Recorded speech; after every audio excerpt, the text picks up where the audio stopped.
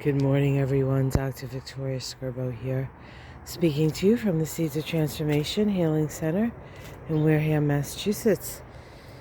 Today is Monday, July 18th, and the moon at this moment is still in Pisces, but it does move into Aries, 7:17 a.m. on the east coast of the U.S.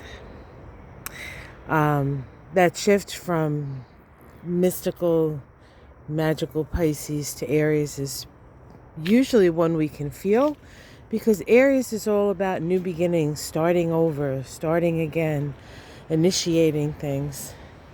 Now, a good moon for initiating, and today actually while most of us was sleeping, we had an opposition between Mercury and Pluto.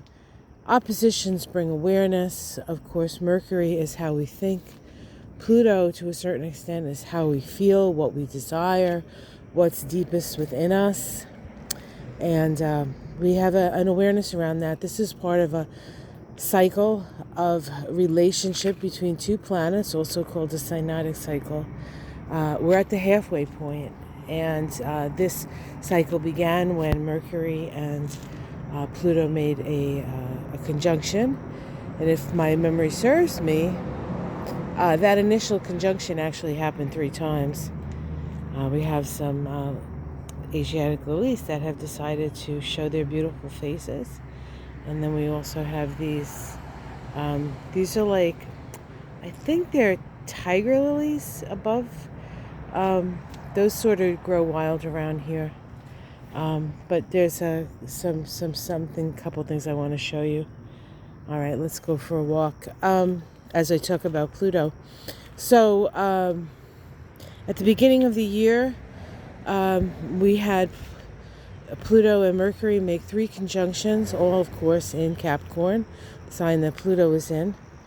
And that seeded something, that started something. It started something that the soul, speaking to our thinking mind, seeded. And this is a time of fruition for that.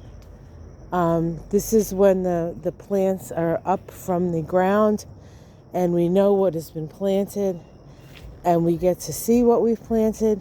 And the next cycle, the next sort of, 6-month cycle, because about a half a year it took to get here, we take what has developed, what has manifested itself, and we share it with others until the next conjunction of Pluto and Mercury, which will happen in another 6 months. So something has come to fruition. We have seen something is being presented to us, some knowing, some awareness, something. So I want to show you the garden that Michael and I worked on all weekend. It would have been a little bit further along, but it was so hot. It was crazy hot, and the garden, as it needs to be, I guess, is in full sun. So we were growing, I guess. Oh, there's all the pumpkins. They still can't wait to get in the ground. Of course, we wanted to get everything in the ground before the moon moved out of Pisces, but I think that was unrealistic. And when you see what has been built, you'll understand. All right, there's like all kinds of booby traps around here. I have to walk funny. All right, I think I made it. All this stuff has to get cleaned up, of course. Stuff we pulled out of the old garden. And here she is, almost all done. Now I just have to put plants in her. A little more dirt and some plants. So it's like what's that? Fighting the pit, fighting pit. Oh, goodness gracious. So this is the garden, guys. Oh, what a labor of love this was. I was so hot, man. I must really love my husband to help him with that, because I am not a hot weather person. So we have a lot of work to do today. And I don't think it's going to be any cooler. I'll have to see. All right, guys, I hope you enjoyed that. So look for realizations. Look for what have you sown? What seeds have you sown in your mind? And what has manifested from those seeds? Now it's time to take them and share them and change the world, right? And it can be a very personal journey. It doesn't have to be, showing everybody what you know or being out there and, doing what I do or whatever. But there is an awareness that, a new awareness that has and has changed you and will continue to change you. And you can go from there. Oh my God, look at these bees. They're just like crazy. Look, they're just so happy.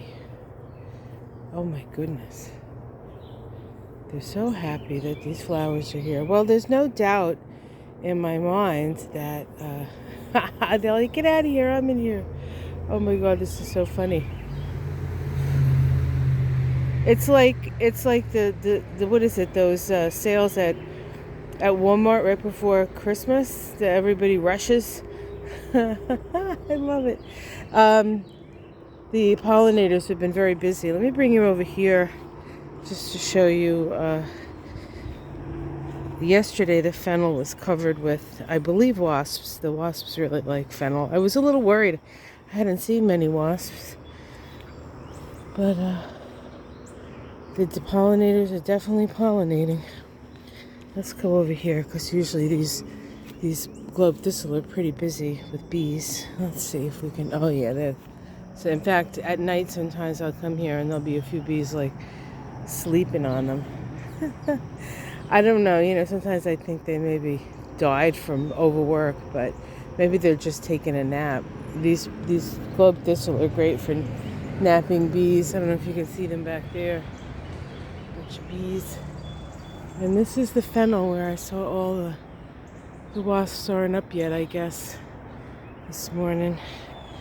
The insects, I think they do better, the warmer it is, the more active they can become.